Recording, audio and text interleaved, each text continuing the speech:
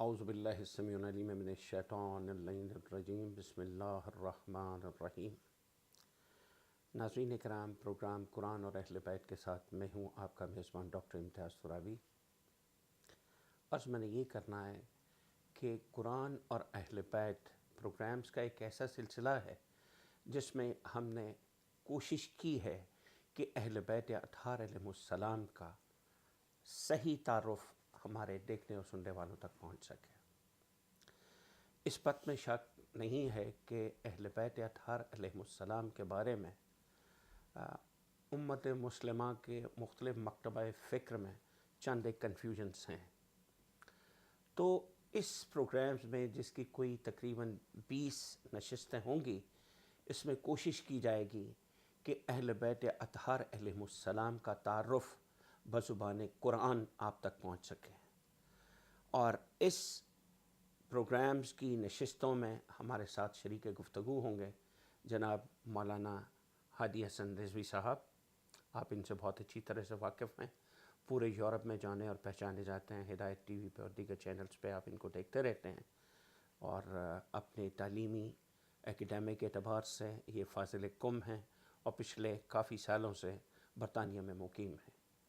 تو قبلہ، آج میں آپ سے یہ جاننا چاہوں گا کہ بنفس قرآن اہل بیت اطہار علیہ السلام سے کون سی ہستیاں مراد ہیں؟ اعوذ باللہ من الشیطان الرجیم، بسم اللہ الرحمن الرحیم، الحمد للہ رب العالمین، والصلاة والسلام علی اشرف الانبیاء والمرسلین، سیدنا و مولانا ابی القاسم المصطفیٰ محمد، اللہم صلی علی محمد وعلی اہل بیتہ الطیبین الطاہرین، اما بعد۔ میں آپ کی خدمت میں اور تمام ناظرین کی خدمت میں سب سے پہلے ہدیہ درود و سلام پیش کرتا ہوں۔ مولا آپ کو سلامت رکھے۔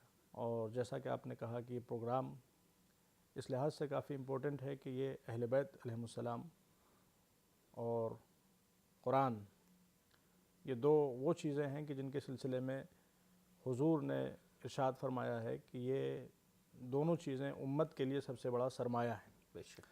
اور حضور کریم کی مشہور حدیث بھی ہے، اور یہ وہ حدیث ہے کہ جو متفق علیہ ہے، جو بالاتفاق تمام سنی شیعہ منابع اور ریسورسز میں موجود ہے، اور اس حدیث کو حدیث ثقلین کے نام سے جانا جاتا ہے۔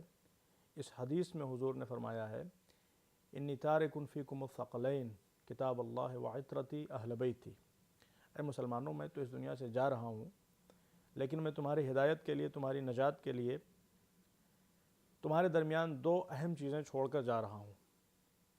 ایک ہے کتاب خدا، اور ایک ہے میری عطرت جو میرے اہل بیت ہیں۔ اور پھر اس کے بعد میں جو حضور نے باتیں کہی ہیں وہ تمام مسلمانوں کے لیے بہت امپورٹنٹ ہیں، اور بہت ہی نوید بخش، خوشی کا پیغام، اور ساتھ ہی ساتھ ذمہ داریوں کی بھی یاد دہانی کراتی ہیں۔ حضور نے فرمایا، ما ان تمسکتم بہما لن تضلوا بعدی۔ دیکھو، جب تک تم لوگ، میری امت والو، ان دونوں چیزوں سے جڑے رہو گے، وابستہ رہو گے، اس وقت تک تم ہرگز گمراہ نہیں ہوگے۔ تو اس میں جو حضور نے بات کی ہے وہ ایک طرح سے گارنٹی دی ہے، حضور نے نجات کی گارنٹی دی ہے، دنیا میں نجات کی گارنٹی دی ہے، پروسپیرٹی کی، کامیابی کی، اور آخرت میں ظاہر سی بات ہے جنت کے دروازے تک پہنچنے کی۔ وَلَن يَفْتَرِقَا حَتَّى يَرِدَ عَلَيَّ الْحَوْض۔ یہ دونوں کبھی بھی ایک دوسرے سے جدا نہیں ہوں گے یہاں تک کہ حوض کوثر پر ہمارے ساتھ آ جائیں۔ تو یہ جو حدیث ہے حضور کریم کی، اس حدیث میں قرآن اور اہل بیت دونوں کو حضور نے ساتھ ساتھ رکھا ہے، اور اس حدیث پہ بہت تفصیلی باتیں ہو سکتی ہیں، لیکن ظاہر سی بات ہے وہ فی الحال ہم لوگ کا موضوع نہیں ہے۔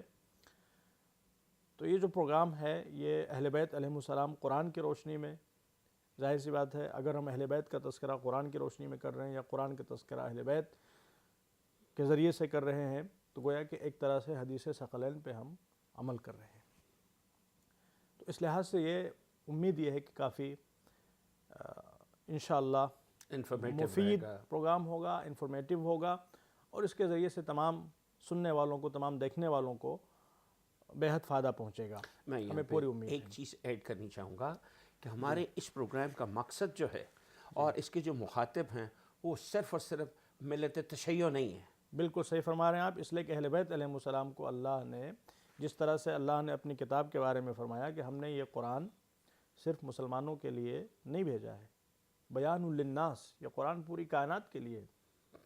جس طرح سے اللہ نے اپنے نبی کے لیے فرمایا ہے وما ارسلناک الا رحمۃ للعالمین، ہم نے آپ کو صرف مکے والوں کے لیے، مدینے والوں کے لیے یا صرف کسی خاص قوم اور قبیلے کے لیے نہیں بھیجا ہے، ہم نے آپ کو پوری کائنات کے لیے بھیجا ہے. اسی طرح سے اہل بیت علیہ السلام، اہل بیت علیہ السلام امام الناس تھے، پوری کائنات کے امام تھے. مولا علی کو ہم کیا کہتے ہیں؟ مولائے کائنات، پوری کائنات کے مولا. تو نہ قرآن محدود ہے کسی خاص قوم اور قبیلے سے، اور نہ اہل بیت علیہ السلام محدود ہے کسی خاص قوم اور قبیلے سے. یہ سرچشمہ ہدایت ہے.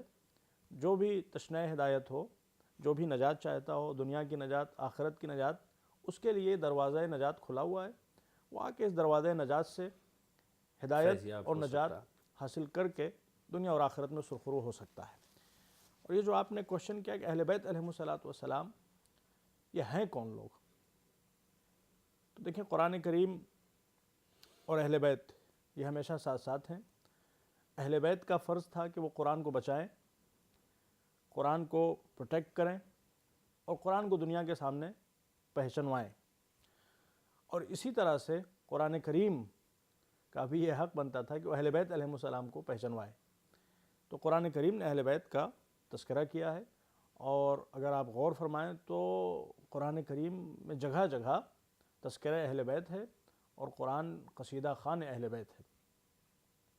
کم از کم ایک ربع، ایک چوتھائی قرآن اہل بیت علیہ السلام کی شان میں نازل ہوا. اور ایک حدیث کا مفہوم ہے، حدیث میں ہے کہ ارشاد ہوا کہ قرآن کریم کے 4 حصے ہیں.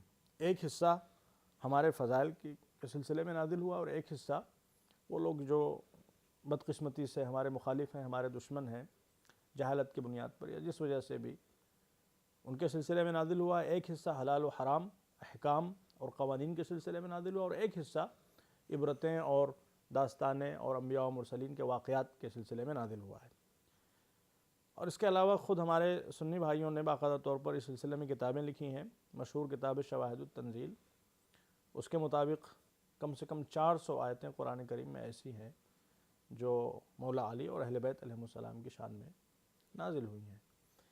تو قرآن کریم میں اہل بیت کا تذکرہ ہے، اور اہل بیت علیہ السلام نے قرآن کے بچانے کے لیے اور قرآن کا پیغام دنیا تک پہنچانے کے لیے کیا کچھ نہیں کیا ہے، وہ سب کے سامنے ہے. تو اہل بیت سے مراد کون ہے؟ دیکھیے جب کبھی بھی اہل بیت کا لفظ استعمال ہوتا ہے تو مسلم امہ میں ہر انسان کے ذہن میں کچھ خاص شخصیتوں کا تصور آتا ہے. کوئی بھی مسلمان ہو، کسی بھی مذہب سے، کسی بھی ملت سے تعلق رکھتا ہو، جو نیچرل تصور ذہنوں میں آتا ہے وہ کچھ خاص شخصیتیں ہیں. اور میں ظاہر سی بات ہے سر فہرست حضور کریم، اور پھر حضور کریم کے بعد مولا علی شیر خدا، بی بی فاطمہ صدیقہ طاہرہ، امام حسن مجتبیٰ، امام حسین، اور پھر اس کے بعد میں امام حسین کی نسل سے آنے والے باقی ائمہ اہل بیت علیہ السلام. تو یہ وہ شخصیتیں ہیں کہ جن کے بارے میں کسی کو کوئی ڈاؤٹ نہیں ہے، اور کسی کو کوئی شک نہیں ہے، اور کسی کو کوئی اعتراض نہیں ہے کہ یہ شخصیتیں اہل بیت علیہ السلام ہیں. اور ہر مسلمان کے ذہن میں جب اہل بیت کا لفظ آتا ہے رسول اللہ کے زمانے سے لے کے آج تک، تو انہی شخصیتوں کا تصور آتا ہے. میں since we are talking about Quran, بار بار ہم قرآن کا ذکر کر رہے ہیں، تو میں آپ سے گزار ہوں کہ سورہ کوثر، جی اس کی شان نزول پہ اگر گفتگو ہو جائے تو میرا خیال ہے کہ آج کی گفتگو جو ہے وہ کافی برابر ثابت ہوگی کہ شان نزول اگر سمجھ آ جائے ہم مسلمانوں کو سورہ کوثر کی، تو میرے خیال میں ایک بہت بڑی خدمت ہوگی اگر آپ اس پہ کچھ روشنی ڈالیں تو. جی ہاں، ظاہر ہے جو سورہ کوثر ہے قرآن کریم کا سب سے چھوٹا سورہ، بظاہر 3 آیتیں اس سورہ میں ہیں، لیکن وہ چھوٹا سا سورہ اپنے اندر معنی و مفاہیم کا ایک سمندر لیے ہوئے ہے. اور وہ سورہ خاص طور پر نازل ہوا ہے صدیقہ طاہرہ اور ان کی نسل پاک کے سلسلے میں، اس لیے کہ اس سورہ میں اللہ نے فرمایا ہے اعوذ باللہ من الشیطان الرجیم، بسم اللہ الرحمن الرحیم، انا اعطیناک الکوثر، اے میرے حبیب ہم نے آپ کو کوثر عطا فرمایا. کوثر کا مطلب ہوتا ہے خیر کثیر. اور ظاہر سی بات ہے اس خیر کثیر سے بہتر خیر کثیر کیا ہوگا، اس خیر کثیر سے زیادہ اور بڑا خیر کثیر کیا ہو سکتا ہے جسے نسل مصطفیٰ کہا جاتا ہے۔ بے شک بے شک۔ خود بہت مشہور مفسر، تفسیر رازی کتاب ہے امام فخر رازی، وہ اپنی تفسیر میں اس سورہ کے ضمن میں فرماتے ہیں کہ اس نسل پاک کا کیا کہنا جس میں کہیں سید الشہداء حسین دکھائی دیتے ہیں، کہیں جوانان جنت کے سردار حسن دکھائی دیتے ہیں، کہیں باقر العلوم دکھائی دیتے ہیں، کہیں سید الساجدین دکھائی دیتے ہیں، کہیں جعفر صادق دکھائی دیتے ہیں، کہیں موسی کاظم دکھائی دیتے ہیں۔ تو ظاہر سی بات ہے سورہ کوثر اہل بیت علیہ السلام کی ترجمانی کرتا ہے، اہل بیت علیہ السلام سے دنیا کو واقف کرتا ہے، لیکن سورہ کوثر سے ہٹ کے اگر آپ دیکھیں تو قرآن میں جگہ جگہ اہل بیت کا تذکرہ موجود ہے۔ ہم اس نشست میں فی الحال ان تمام مقامات کو تو یہاں پہ نہیں لائیں گے، انشاءاللہ آہستہ آہستہ جو ہماری 20 نشستیں ہوں گی جیسا کہ آپ نے اشارہ فرمایا، اس میں انشاءاللہ ہم اہل بیت قرآن کی روشنی میں اس تذکرے کو ہم آگے بڑھاتے رہیں گے۔ سب سے واضح طور پر اللہ نے جس جگہ کے اوپر اہل بیت کا ذکر کیا ہے اور اہل بیت کے لفظ کے ساتھ اہل بیت کا ذکر کیا، وہ سورہ مبارکہ تطہیر، وہ آیت تطہیر ہے جو سورہ احزاب کی آیت نمبر 33 ہے۔ اور اس آیت میں اللہ نے خاص طور پر اہل بیت کا ذکر کیا ہے اور ارشاد ہوا اعوذ باللہ من الشیطان الرجیم انما یرید اللہ لیذھب عنکم الرجس اہل البیت ویطہرکم تطہیرا۔ اب ظاہر سی بات کا ترجمہ یہی ہے، اور ترجمے کی ضرورت نہیں ہے، قوم کا بچہ اس آیت سے واقف ہے، لیکن پھر بھی بہرحال بقصد تبرک، انما یرید اللہ، اللہ کا بس یہی ارادہ ہے، لیذھب عنکم الرجس اہل البیت، کہ اہل بیت وہ تم سے ہر طرح کے رجس کو، ہر طرح کی گندگی کو، ہر طرح کی کثافت کو، ظاہر سی بات یہاں پہ اسپریچول کثافت اور گندگی مراد ہے، اس کو دور رکھے اور اس طرح سے تم کو پاک و پاکیزہ رکھے جیسے پاک و پاکیزہ رکھنے کا حق ہے۔ تو اس آیت کی جو شان نزول، جیسا کہ آپ نے ذکر کیا، میں سمجھتا ہوں کہ آپ یہ جاننا چاہتے ہیں کہ اس آیت کی شان نزول کیا ہے، اور اس آیت کی شان نزول حدیث قصہ جو بہت مشہور حدیث ہے جو ہمارے ہاں عام طور پہ پڑھی جاتی ہے، وہ حدیث قصہ اس آیت کی شان نزول ہے۔ اور حدیث قصہ دو طرح سے کتابوں میں ملتی ہے، ایک تو تفصیل کے ساتھ حدیث قصہ کتابوں میں ملتی ہے جو ہمارے ہاں شب جمعہ جمعرات میں جو رات میں پڑھی جاتی ہے وہ حدیث قصہ ہے تفصیلی، اور اجمالی طور پر بھی حدیث قصہ موجود ہے جس میں مختصر طور پر حدیث قصہ اس میں ہوا کیا اس کو بیان کیا گیا ہے، اور 70 سے زیادہ روایتیں ہمارے سنی بھائیوں کی کتابوں میں ہیں جو اس بات کو کنفرم کرتی ہیں کہ یہ آیت نازل ہوئی ہے مولا علی، بی بی فاطمہ، امام حسن اور امام حسین کی شان میں۔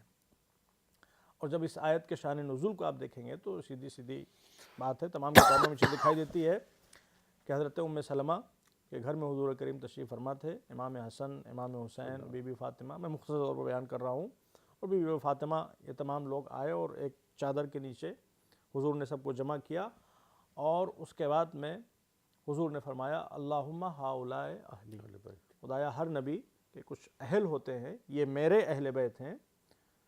اور پھر اس کے بعد میں جب حضور نے اس شان سے اللہ کی بارگاہ میں دعا کی کہ اے پروردگار تو ان کو ہر طرح کے گناہ اور ہر طرح کی نجاست سے دور رکھ، تو اللہ نے آیت نازل فرمائی انما یرید اللہ لیذھب عنکم الرجس اہل البیت ویطہرکم تطہیرا۔ تو یہ شان نزول ہے اس آیہ کریمہ کا، اور یہ متفق علیہ شان نزول ہے جو تمام کتابوں میں موجود ہے، تمام معتبر کتابوں میں موجود ہے، اور جس میں کسی کو کوئی شک و شبہ نہیں ہے۔ یعنی اس پہ تمام مکتب فکر کے جو علماء ہیں جی وہ متفق ہیں۔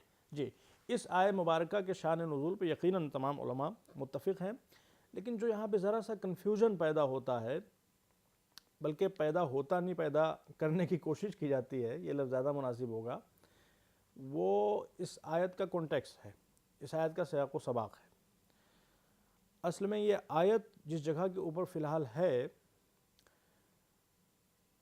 اس کے قبل اور اس کے بعد ازواج نبی کا تذکرہ ہے، اس کے قبل اور بعد ازواج نبی کا تذکرہ ہے، یا نساء النبی لستن کاحد من النساء ان اتقیتن، اور پھر اس طرح سے اللہ نے تذکرہ شروع کیا ادوان نبی کا، قرن فی بیوتکن ولا تبرجن تبرج الجاہلیۃ الاولی واقمن الصلاۃ وآتین الزکاۃ، اس طرح سے تذکرہ ہوتا رہا اور پھر اسی بیچ میں یہ آیت موجود ہے۔ تو دیکھیں سب سے پہلی بات تو یہ اس سلسلے میں جو ہمارے ناظرین کو اور ہمارے تمام دیکھنے والوں کو اور ہماری قوم کو اور تمام مسلمانوں کو جاننا چاہیے وہ یہ ہے کہ قرآن کریم جس طرح سے ہمارے درمیان فی الحال ہے، ضروری نہیں کہ اللہ نے اسی ترتیب سے نازل کیا ہو۔ اس میں کوئی شک و شبہ نہیں ہے کہ قرآن کا ایک ایک حرف معجزہ ہے اور قرآن 100% انٹیکٹ ہے، محفوظ ہے ہر طرح کی تحریف سے، ہر طرح کی نقص سے، کمی زیادتی سے، اس میں کوئی شک و شبہ نہیں ہے۔ اللہ نے قرآن میں فرمایا اِنَّا نَحْنُ نَزَّلْنَا الذِّكْرَ وَإِنَّا لَهُ لَحَافِظُونَ، ہم نے یہ قرآن نازل کیا اور ہم اس کے محافظ بھی ہیں۔ تو جب اللہ محافظ ہے تو ظاہر سی بات ہے اس کو کون نقصان پہنچا سکتا ہے۔ لیکن یہ بھی مسلمات میں سے ہے اور تمام ہمارے علماء اس بات کو مانتے ہیں، سنی شیعہ تمام علماء جو علوم قرآنک سائنسز سے ریلیٹڈ کتابیں ہیں، ان تمام کتابوں میں اس بات کو کنفرم کیا جا چکا ہے کہ قرآن کی جو ترتیب ہمارے سامنے موجود ہے، ضروری نہیں کہ قرآن اس ترتیب سے نازل ہوا۔ حضور کریم خود ایسا نہیں کہ قرآن ایک ایک سورہ کر کے نازل ہوا ہے، جو چھوٹے چھوٹے سورے ہیں وہ تو اللہ نے ایک ساتھ بھیجا ہے، لیکن جو بڑے بڑے سورے ہیں وہ حالات اور موقع اور مناسبت سے نازل ہوتی رہیں آیتیں ان سوروں کی، اور پھر حضور فرماتے تھے اس آیت کو یہاں رکھ دیا جائے، اس آیت کو یہاں رکھ دیا جائے، اس آیت کو یہاں رکھ دیا جائے۔ ہوتی رہی۔ تو وہ حضور کے اشارے پر اور حضور کے بتائے ہوئے طریقے کے مطابق، اور ظاہر سی بات ہے جو کچھ حضور کرتے تھے وہ بحکم وہ بحکم خدا ہوتا تھا۔ وَمَا يَنطِقُ عَنِ الْهَوَىٰ إِنْ هُوَ إِلَّا وَحْيٌ يُوحَىٰ، حضور خود معصوم تھے اور ان کی عصمت کا تقاضا تھا کہ کوئی بھی چیز وہ اپنی مرضی سے نہ کریں، سب کچھ مشیت پروردگار اور حکم پروردگار کے مطابق فرماتے تھے۔ اور میں وقت سے فائدہ لینا چاہتا ہوں، کانٹیکسٹ میں رہنا چاہتا ہوں اپنے ٹاپک کے مطابق۔ میں یہ جاننا چاہتا ہوں کہ کوشش کی جائے، ہماری طرف سے بھی ہو رہی ہے کوشش کہ اہل بیت اطہار علیہ السلام میں ازواج کا کوئی ربط، کوئی ارتباط ہے، کوئی تعلق ہے، اس پہ ذرا گفتگو ہو جائے اور ان کتب سے ہو جو سب کے لیے متفق علیہ۔ تو وہی میں آپ کی خدمت میں عرض کر رہا تھا کہ دیکھیں جو اس میں ایک مسئلہ آتا ہے سامنے، ازواج کو جو شامل کرنے کی بات ہوتی ہے کہ ازواج بھی اس میں شامل کر لی جائیں، وہ صرف اسی وجہ سے آتا ہے کہ آیت جس کانٹیکس میں ہے اس کے پہلے اور بعد وہاں پہ ازواج کا تذکرہ بھی ہے، لیکن قرآن میں جو ترتیب ہے وہ جیسا کہ ہم نے عرض کیا کہ ضروری نہیں کہ قرآن اس ترتیب سے نازل ہوا ہو۔ تو یہ آیت تمام مفسرین کے مطابق بالکل الگ کانٹیکس میں نازل ہوئی ہے۔ یہ انما یرید اللہ لیذھب عنکم رجس اہل البیت ویطہرکم تطہیرا، یہ آیت الگ کانٹیکس میں نازل ہوئی ہے، اور جو اس سے پہلے اور اس کے بعد کے جملے ہیں یا قبل و بعد کی آیتیں ہیں وہ الگ کانٹیکس میں نازل ہوئی ہیں۔ اسی سے میں بات مربوط کرتا ہوں کہ اس آیت آیا تطہیر کے کانٹیکس میں دیکھا جائے تو کون سی ہستیاں ہیں جو اہل بیت میں شامل ہیں؟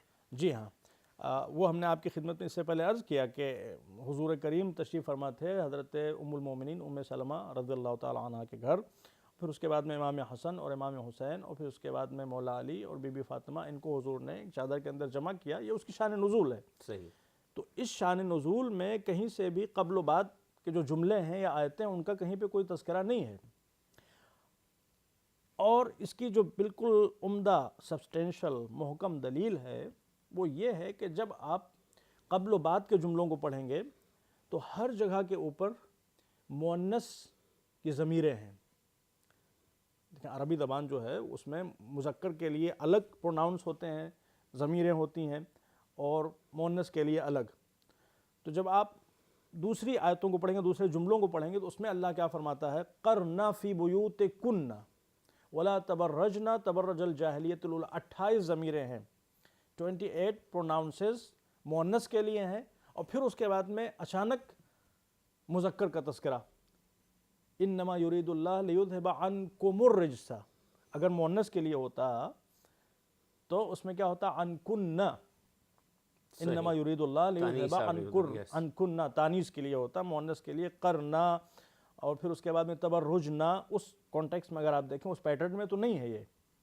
تو اس سے پتہ چلتا ہے کہ یہ بالکل الگ معاملہ ہے، اور وہ جو آیتیں ہیں ان کا تعلق ازواج نبی سے ہے اور ان کا تعلق اہل بیت نبی سے ہے۔ ازواج نبی الگ ہیں، اہل بیت نبی الگ ہیں۔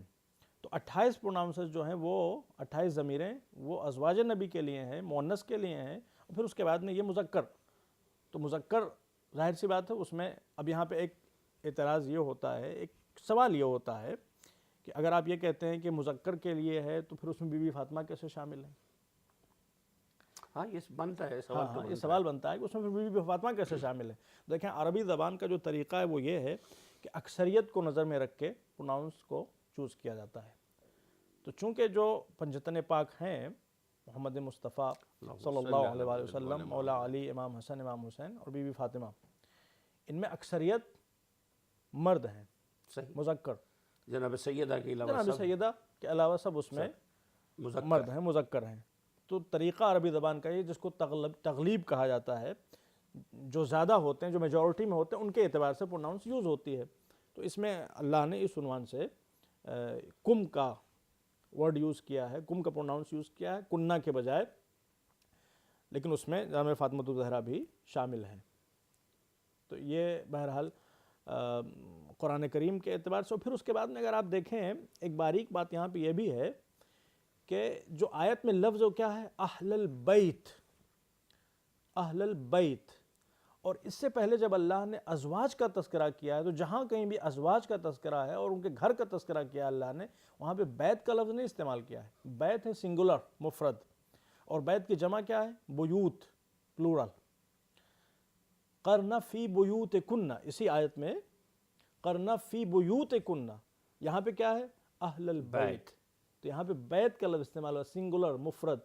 اور جب ازواج کا تذکرہ ہے تو وہاں پہ بیوت کا لفظ استعمال ہوا. اور یہ اس بات کی دلیل ہے کہ ازواج کے لیے یہ آیت نہیں ہے، یہ آیت اہل بیت علیہ الصلوۃ والسلام کے لیے ہے جو ازواج سے مختلف ہیں. اب جو سوال ہے قبلہ وہ یہ ہے کہ امام حسین علیہ الصلوۃ والسلام کے 9 فرزند جو ہیں، جی جی جو ائمہ طاہرین ہیں، ان کی اولاد ہیں، ذریت ہیں ان کی، جی کیا وہ اہل بیت میں شامل ہیں؟ جی ہاں. جو امام حسین علیہ السلام کی نسل سے جو 9 شخصیتیں ہیں جن کو ائمہ اہل بیت کہا جاتا ہے، وہ اہل بیت کی فہرست میں شامل ہیں. اگرچہ یہ لوگ جس وقت آیت نازل ہوئی ہے اس وقت موجود نہیں وہ تھے، بعد کا وقت بعد میں وہ لوگ آئے ہیں. لیکن ظاہر سی بات ہے زمانے اور مکانے کی قید، زمان اور مکان کی قید اسلامک اسٹینڈرڈز میں بہرحال جو اللہ کے بنائے ہوئے اسٹینڈرڈز ہیں ان میں نہیں ہوتی.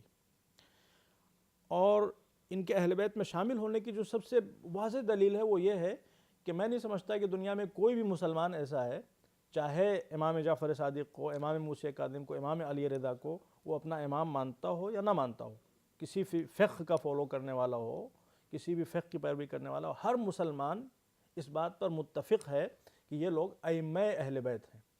نہ کہ اہل بیت بلکہ اہل بیت علیہ الصلوۃ والسلام کی برگزیدہ شخصیتیں ہیں. اہل بیت علیہ السلام میں جو لیڈرشپ جن کے پاس تھی وہ شخصیتیں ہیں. تو کوئی بھی مسلمان ان کے اہل بیت میں شامل ہونے کو ڈینائی نہیں کرتا، انکار نہیں کرتا. کر سکنے کی بات نہیں، کرتا بھی نہیں. یہ خوشی کی بات ہے. اور اس حد تک تمام مسلمانوں میں اتفاق اور اتحاد پایا جاتا ہے کہ یہ جو 9 شخصیتیں امام حسین کی نسل سے ہیں جن کا آپ نے ذکر کیا، امام سجاد علیہ السلام، امام محمد باقر، امام جعفر صادق، اور پھر ان سے لے کے امام حسن عسکری اور پھر امام مہدی، تو ان کے سلسلے میں کسی کو کوئی شک و شبہ نہیں ہے. یہ ایک پوائنٹ. اور دوسری بات یہ کہ خود رسول اللہ صلی اللہ علیہ وآلہ وسلم نے اس ورڈ کو، جو کہ ایک جنرل ورڈ ہے، اہل بیت، اگر آپ اس لفظ کو دیکھیں تو یہ جنرل ورڈ ہے جس میں تمام رشتہ دار بھی شامل ہو جاتے ہیں. اگر آپ لغت کے اعتبار سے دیکھیں تو اہل بیت گھر والوں کو کہا جاتا ہے، اور گھر میں جو بھی ہوگا وہ اس میں شامل ہو جائے گا، پریزیوم کر لیا جاتا تو یہ کامن ورڈ ہے. لیکن اس کامن ٹرم کو رسول اللہ نے اسپیسیفائی کیا ہے کچھ خاص شخصیتوں سے. اور اسپیسیفائی کیا کس طرح سے رسول اللہ نے؟ اپنی حدیثوں کے ذریعے کیا ہے، اپنے عمل کے ذریعے کیا ہے. تو جو حضور کریم سے حدیثیں ہیں، ان حدیثوں میں رسول اللہ نے ان 9 شخصیتوں کو بھی شامل کیا ہے. اور یہ بھی ایک بڑی عمدہ دلیل ہے کہ ازواج یا دوسرے رشتہ دار ظاہر سی بات ہے اس کیٹیگری میں نہیں آ پائیں گے. دیکھیں اہل بیت جو قرآنک اصطلاح ہے اور حضور کریم کی جو اصطلاح ہے، اس لسٹ میں شامل ہونے کے لیے صرف رشتہ داری کافی نہیں ہے. اگر صرف رشتہ داری کافی ہوتی تو ابو لہب رسول اللہ کا چچا تھا، کیا وہ بھی اہل بیت میں شامل ہو جائے گا؟ نعوذ باللہ. یا بالکل خود قرآن کے بارے میں ہے کہ القرآن یفسر بعضہ بعضا ینطق بعضہ ببعض، کہ قرآن خود اپنی تفسیر بیان کرتا ہے۔ تو اہل بیت سے مراد کون ہو سکتا ہے کسی نبی کے لیے، کسی نبی کے اہل بیت میں کون داخل ہوگا، اس کو خود اللہ نے قرآن کریم میں بیان کیا ہے۔ حضرت نوح کا جہاں پہ اللہ نے تذکرہ کیا ہے، جب حضرت نوح کا بیٹا غرق ہو رہا تھا تو حضرت نوح نے خدا کی بارگاہ میں کہا کہ پروردگار تو نے وعدہ کیا تھا کہ جو میرے اہل ہوں گے وہ محفوظ رہیں گے اس عذاب سے، ان ابنی من اہلی، یہ میرا بیٹا ہے، یہ میرے اہل میں سے ہے۔ تو اللہ نے کیا فرمایا، انہ لیس من اہلی، یہ آپ کے اہل میں نہیں ہے، عمل غیر صالح، یہ عمل غیر صالح ہے، چونکہ غیر صالح ہے لہذا یہ آپ کے اہل میں نہیں ہو سکتا۔ تو اہل بیت نبی میں شامل ہونے کے لیے صرف رشتہ داری کافی نہیں ہے، حضرت ایون سلمان کو بلڈ دیکھ ریلیشن شپ لیجیے، بھی کافی نہیں ہے۔ آپ حضرت سلمان کو دیکھ جی، لیجیے، یہ آپ نے بڑی اچھی مثال یہاں پہ رکھی سامنے، حضرت سلمان فارسی، ان کا دور دور سے رسول اللہ سے کوئی رشتہ نہیں تھا، وہ عرب بھی نہیں تھے، عجم کے رہنے والے، مگر حضور نے فرمایا سلمان منا اہل البیت، سلمان ہم اہل بیت میں سے ہیں۔ اور اس طرح سے بہت سی حدیثیں ہیں حضور کریم سے اور ائمہ اہل بیت علیہ الصلوۃ والسلام سے کہ وہ تمام لوگ جو ہمارے فالوورز ہیں وہ ہمارے اہل میں سے ہیں۔ حضرت ابراہیم کا مشہور جملہ قرآن کریم میں موجود ہے، فمن تبعنی فانہ منی، ہر وہ شخص جو مجھ کو مکمل طور پر فالو کرتا ہے، میری پیروی کرتا ہے، وہ مجھ سے ہے۔ میں اس جگہ پہ for the benefit of our viewers, جی، میں آپ سے یہ جاننا چاہوں گا کہ معیار، بینچ مارک کیا رہا اہل بیت میں ہونے کا حضرت سلمان فارسی کا؟ وہ کیا اوصاف حمیدت ہے جن کی وجہ سے سرکار دو عالم ختمی مرتبہ صلی اللہ علیہ وآلہ وسلم، اللہم صلی علی محمد و علی محمد، انہوں نے سرکار سلمان فارسی کو اہل بیت میں شامل کر لیا؟ کیا اتباع رسول کچھ معنی رکھتا ہے؟ جی ہاں، ہم نے جیسا کہ ابھی آخر میں جو آیت پڑھی تھی حضرت ابراہیم سے متعلق، اس میں اللہ نے وہ بینچ مارک اور وہ اسٹینڈرڈ اور کرائٹیرین وہ بیان کیا ہے، فمن تبعنی فانہ منی، جو شخص بھی مجھ کو فالو کرے، مکمل طور پر فالو کرے، وہ مجھ سے ہے۔ تو اس کانٹیکس میں حضور نے فرمایا کہ سلمان، وہ مشہور حدیث ہمارے یہاں ہے، بچہ بچہ جانتا ہے کہ سلمان ایمان کے 10ویں درجے پہ فائز ہیں، ایمان کے 10 درجے ہیں، سلمان ایمان کے 10ویں درجے پہ فائز ہیں، حضرت ابوذر ایمان کے 9ویں درجے پہ فائز ہیں، اور جناب مقداد ایمان کے 8ویں درجے پہ فائز ہیں۔ تو بہرحال یہ سب تشبیہاتی انداز میں حضور نے بیان فرمایا ہے کہ ایمان کے اتنے درجے ہیں۔ تو ایمان کی آخری منزل پہ انسانی اور بشری کیپیسٹی کے اعتبار سے، خطا کار خاکی انسانوں کی کیپیسٹی کے اعتبار سے جو آخری منزل تھی، جناب سلمان نے اس منزل کو طے کیا۔ تو ظاہر سی بات ہے جناب سلمان، معاف کیجیے گا، جناب سلمان اس کانٹیکس میں شامل نہیں ہیں، اہل بیت سے ہیں، وہ اہل بیت سے ہیں، وہ اس معنی میں کہ تبعیت کی منزل میں ہیں، رسول اللہ کی اور اہل بیت علیہ السلام کی طبیعت کی آخری منزل پہ ہیں، پیروی کی آخری منزل پہ ہیں، اس لیے وہ اس میں شامل اہل بیت سے ہیں۔ لیکن خود اہل بیت میں اہل بیت سے ہونا الگ چیز ہے اور اہل بیت میں شامل ہونا الگ چیز ہے۔ تو وہ آیت تطہیر میں شامل نہیں ہے۔ اور آیت تطہیر میں ظاہر سی بات ہے ازواج، آپ نے اس سے پہلے کوشچن کیا تھا کہ ازواج ہیں کہ نہیں ہیں، اس کا بالکل سیدھا سیدھا معاملہ ہے۔ جس گھر میں یہ آیت نازل ہوئی، جناب ام سلمہ جو رسول اللہ کی ایک زوجہ تھیں، یہ تمام سنی شیعہ کتابوں میں موجود ہے، واقعہ متفق علیہ واقعہ ہے کہ جناب ام سلمہ جب حضور کریم نے فضائل بیان کرنا شروع کیا اور یہ آیت نازل ہوئی تو ان کے دل میں بھی خواہش ہوئی کہ وہ اس مبارک لسٹ میں شامل ہو جائیں۔ تو وہ آتی اور آنے کے بعد میں اس چادر کو وہ پکڑ کے کہتی ہیں، اللہ کے رسول کیا میں بھی اس میں آ جاؤں؟ تو حضور نے وہ چادر ان کے ہاتھ سے کھینچی اور اس کے بعد میں فرمایا، مکانک، اے ام سلمہ آپ اپنی جگہ پہ رہیے، انک علی الخیر، آپ خیر پر ہیں، آپ نیک ہیں، نیکوکار ہیں، متقی پرہیزگار ہیں، لیکن آپ اس لسٹ میں نہیں ہیں۔ اور اسی طرح کا واقعہ حضرت عائشہ کے ساتھ بھی پیش آیا، جو کتابوں میں موجود ہے کہ حضرت عائشہ نے بھی حضور سے گزارش کی کہ وہ اس لسٹ میں آنا چاہتی ہیں، تو حضور نے فرمایا تنحی، آپ دور رہیے، آپ اس لسٹ میں نہیں آ سکتی۔ تو حضور کریم نے خود باقاعدہ طور پر ازواج کو اس لسٹ سے مستثنیٰ کیا ہے۔ اس کے علاوہ صحیح مسلم جو معتبر ترین کتابوں میں شمار ہوتی ہے، صحیح مسلم میں حضرت زید ابن ارقم سے روایت موجود ہے کہ پوچھنے والوں نے ان سے پوچھا کہ آپ حضور کریم کے صحابی ہیں، کیا ازواج اس لسٹ میں شامل ہیں؟ تو انہوں نے فرمایا کہ ہرگز نہیں، وَإِمُ اللَّہ، میں اللہ کی قسم کھا کے کہتا ہوں کہ ازواج اس لسٹ میں شامل نہیں، اس فہرست میں شامل نہیں۔ اور پھر آپ حضور کا عمل دیکھیے، تو نہ جانے کتنے ایسے واقعات ہیں ہسٹری میں کہ حضور نے بار بار فرمایا اللہم ان ہؤلاء اہلی، مثلا جو مباہلے کا واقعہ ہے، جی جی تمام کتابوں میں موجود ہے، ہر کتاب میں جہاں کہیں بھی آپ دیکھیں گے مباہلے کا واقعہ موجود ہے، اسلامک ہسٹری کا بہت ہی امپورٹنٹ حصہ ہے۔ جب مباہلے کی بات آئی تو حضور نے فَقُلْ تَعَالَوْا نَدْعُ أَبْنَاءَنَا وَأَبْنَاءَكُمْ وَنِسَاءَنَا وَنِسَاءَكُمْ وَأَنفُسَنَا وَأَنفُسَكُمْ، تو حضور نے امام حسن اور امام حسین کو بلایا، بی بی فاطمۃ الزہرا کو بلایا، مولا علی کو بلایا، اور ظاہر سے تفصیل میں جانے کا وقت نہیں ہے۔ اور پھر اس کے بعد میں جب ان کو لے کے چلے ہیں تو آپ نے اپنے ہاتھوں کو اٹھایا خدا کی بارگاہ میں اور فرمایا ہے اللہم ہؤلاء اہلی، خدایا یہ ہیں میرے اہل، میرے اہل بیت۔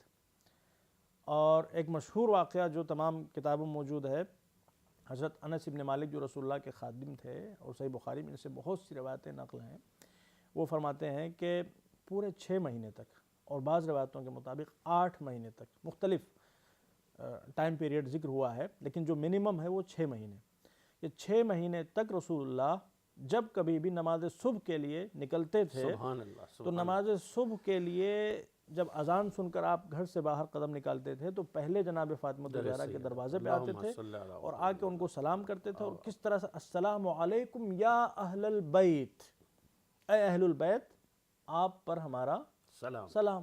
اور پھر اس کے بعد میں اس آیہ کریمہ کی آیت تطہیر جس کو کہا جاتا ہے انما یرید اللہ لیذھب عنکم الرجس اہل البیت، اس کی تلاوت کیا کرتے تھے۔ اور اس طرح سے حضور نے اسپیسیفائی کیا، حضور نے اس مسئلے کو واضح کیا کہ اہل بیت سے مراد کون کون سی شخصیتیں ہیں۔ اور اس میں جو ایک بہت انٹرسٹنگ پوائنٹ ہے، انفارچونیٹلی دیکھیں لوگ کبھی کبھی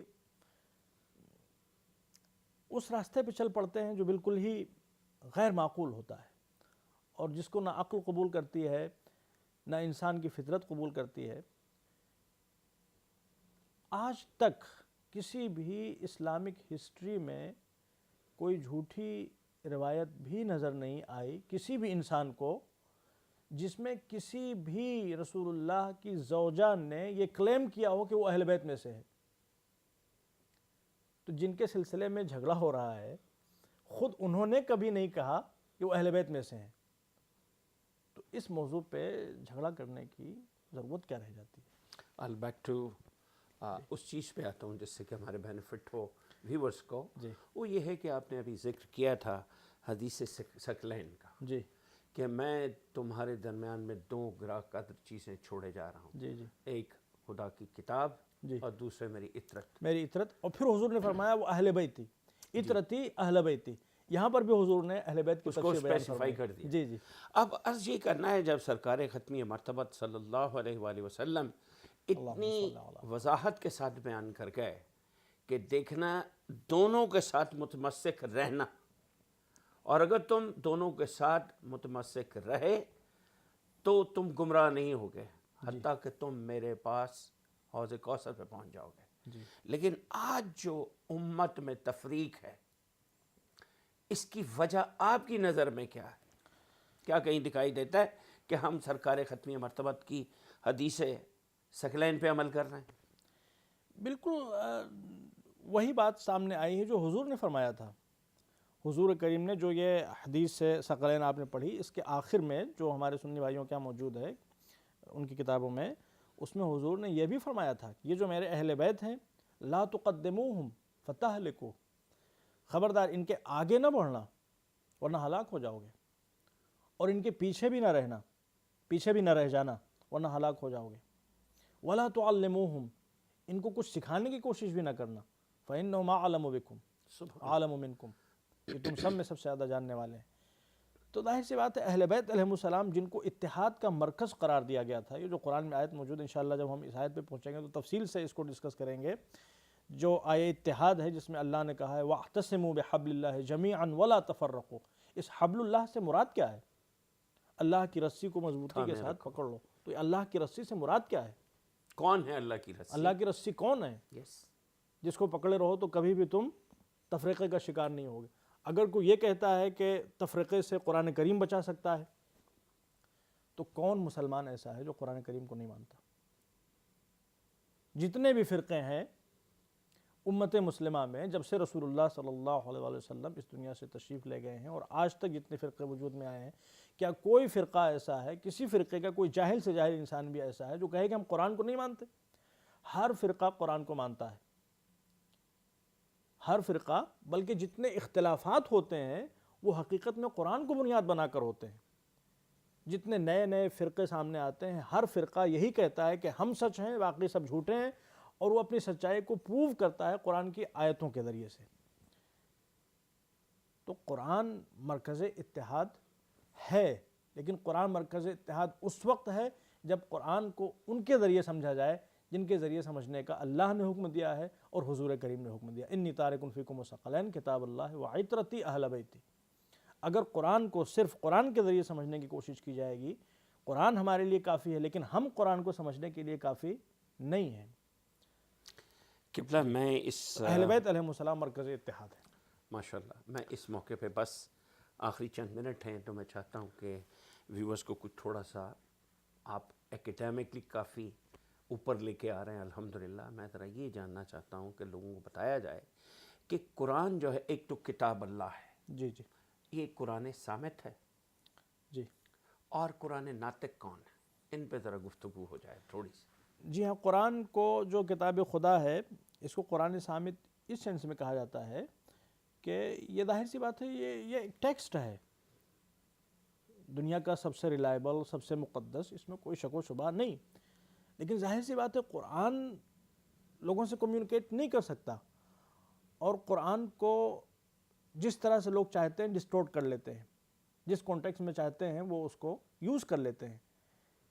یہ ہے قرآن کے صامت ہونے کا مفہوم، اور یہ وہ بات ہے جس کو مولا علی نے نہج البلاغہ میں بھی بیان کیا ہے، ہم نے یہاں پر اس کو نوٹ بھی کیا ہے کہ مولا علی نے فرمایا، کئی جگہوں پہ ہے، ہم خطبہ نمبر 125 سے اس بات کو نقل کر رہے ہیں اپنے ناظرین کے لیے، اپنے ویورز کے لیے۔ ھذا القرآن انما ہوا خط مستور بین الدفتین، یہ قرآن کریم ہے، ایک ٹیکسٹ ہے، خط مستور بین الدفتین، یہ دو جلدوں کے درمیان چھپا ہوا ہے۔ لا ینطق بلسان، یہ زبان بول نہیں سکتا، اس کے پاس زبان نہیں ہے۔ ولا بد لہ من ترجمان، ضرورت اس بات کی ہے کہ اس کو کوئی ٹرانسلیٹ کرے، ضرورت اس بات کی ہے کہ اس کو کوئی ریپرزینٹ کرے۔ وَإِنَّمَا يَنْتِقُ عَنْهُ الرِّجَالِ، اور اس قرآن کے on behalf کچھ مرد ہیں، کچھ اللہ والے ہیں جو بولنے کا حق رکھتے ہیں اور آتھورائزڈ ہیں کہ وہ قرآن کی تفسیر بیان کریں۔ وہ آتھورائزڈ لوگ کون ہیں؟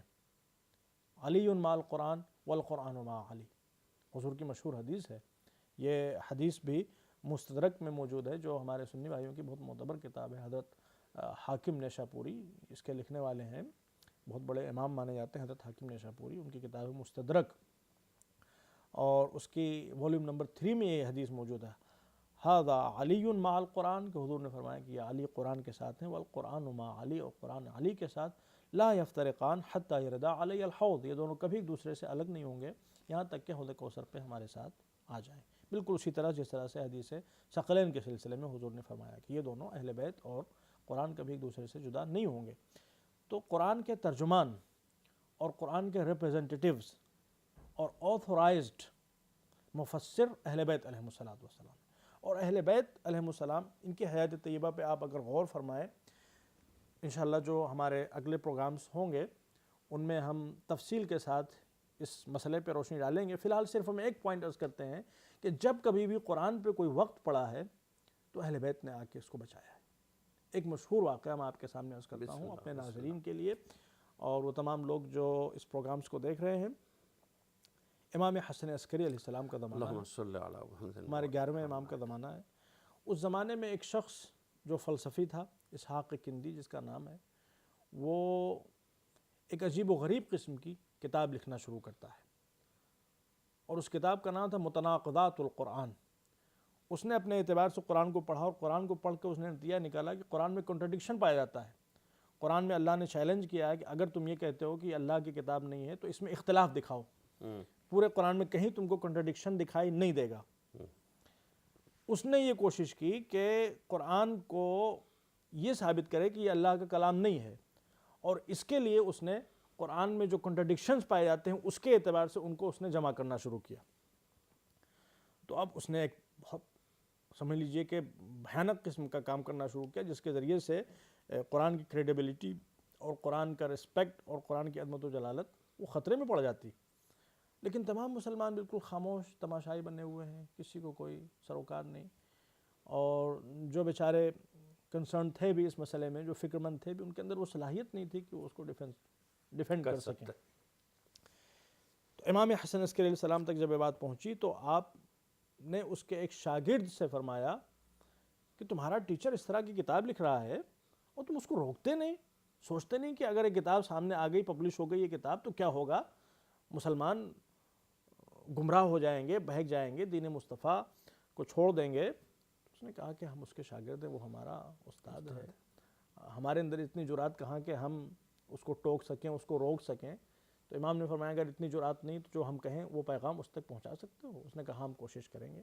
تو امام نے کہا پہلے تم اس کا کانفیڈنس گین کرو، اس کا ٹرسٹ گین کرو، اور پھر اس کے بعد میں جب وہ تم پر مکمل طور پر بھروسہ کرنے لگے تو ہمارا یہ ایک پیغام اس کے سامنے رکھو کہ عربی زبان میں دوسری زبانوں کی طرح سے، خاص طور پر عربی زبان میں ایک ایک لفظ کے مختلف میننگز ہوتے ہیں۔ تم جن مسائل کو، جن میننگز کو نظر میں رکھ کے یہ ثابت کر رہے ہو کہ قرآن کی یہ آیت دوسری آیت سے کنٹراڈکٹ کر رہی ہے، جو تمہارا اسمپشنز ہے، جو تمہاری انڈرسٹینڈنگ ہے کہ قرآن کی اس آیت کا یہ مطلب ہے اور اس آیت کا یہ مطلب ہے، اس لفظ کا یہ مطلب ہے اور اس لفظ کا یہ مطلب ہے، اس انڈرسٹینڈنگ کی وجہ سے تم کو جو قرآن میں کنٹراڈکشن دکھائی دیتا ہے، کیا ضروری ہے کہ جو قرآن کا نازل کرنے والا ہے اللہ سبحانہ و تعالیٰ، اس کی مراد بھی وہی ہو جو تم مراد لے رہے ہو؟ صحیح۔ بالکل یہ سمپل سا کوشچن امام نے اس تک پہنچایا، اور ہسٹری کہتی ہے جب اس کے سامنے یہ کوشچن آیا ہے تو اس نے سر کو جھکایا اور کہا کہ پھر سے ریپیٹ کرو۔ شاگرد نے پھر سے اس کوشچن کو ریپیٹ کیا، پھر اس نے سر جھکایا اور کہا کہ کیا یہ سچ بتاؤ کہ یہ تمہیں کس نے بتایا ہے، یہ نقطہ، یہ پوائنٹ تمہارے ذہن میں کہاں سے آیا؟ اس نے کہا کہ نہیں کسی نے بتایا، یہ میرا اپنا معاملہ ہے، میرے ذہن میں آیا۔ اس نے کہا کہ میں تمہارا استاد ہوں، تم کو اچھی طرح سے جانتا ہوں، تمہاری کتنی استعداد، تمہاری کتنی استعداد، تمہاری کتنی صلاحیت، سچ سچ بتاؤ یہ بات تم کو کس نے سکھائی؟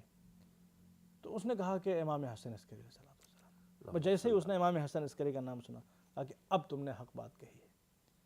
اس طرح سے قرآن کا ڈیفینس، اس طرح سے قرآن کا پروٹیکشن سوائے خاندان مصطفیٰ کے، سوائے اہل بیت مصطفیٰ کے کوئی نہیں کر سکتا۔ اللہم صلی علی محمد۔ تو اس طرح سے اہل بیت علیہ السلام نے دنیا کی تمام مشکلات میں رہتے ہوئے بھی، قید و بند کی سختیاں برداشت کرتے ہوئے بھی، انہوں نے قرآن کی کریڈیبلٹی، قرآن کے تقدس اور قرآن کی عظمت پہ کبھی حرف آنے نہیں دیا۔ اور ظاہر سی بات ہے قرآن صامت اور قرآن ناطق، اور قرآن ناطق کی اس سے بڑی دلیل کیا ہوگی کہ سر تن سے جدا ہو جائے، سر نو کے نیزہ پہ، جسم کربلا کی سرزمین پہ، مگر اس کے باوجود بھی قرآن کی تلاوت ہو رہی ہو۔ قرآن اور اہل بیت کبھی جدا نہیں ہو سکتے۔ ماشاءاللہ۔ قبلہ میں بہت احسان مند ہوں ہدایت ٹیلی ویژن کی طرف سے، آپ تشریف لائے، اور میں دعا گو ہوں کہ پروردگار عالم آپ کو صحت و سلامتی عطا فرمائے، اور یہ سلسلہ رشد و ہدایت جاری و ساری رہے، اور انشاءاللہ آئندہ پروگرام میں ہم آپ کو دوبارہ دعوت دیں گے۔ تو ناظرین، یہ تھا آج کا قرآن اور اہل بیت۔ کوشش کی ہم نے اپنے تئیں کہ تعارف محمد و اہل بیت محمد علیہ السلام، اہل بیت کا تعارف آپ تک پہنچ سکے، اور انشاءاللہ یہ جاری و ساری رہے گا۔ تو آج کی اس نشست میں اپنے میزبان ڈاکٹر امتیاز سرابی اور قبلہ ہادی حسن رضوی صاحب کو اجازت دیجیے۔ اگلے پروگرام میں پھر حاضر خدمت ہوں گے، تب کے لیے اجازت دیجیے۔ خدا حامی و ناصر۔ والسلام علیکم ورحمۃ اللہ وبرکاتہ۔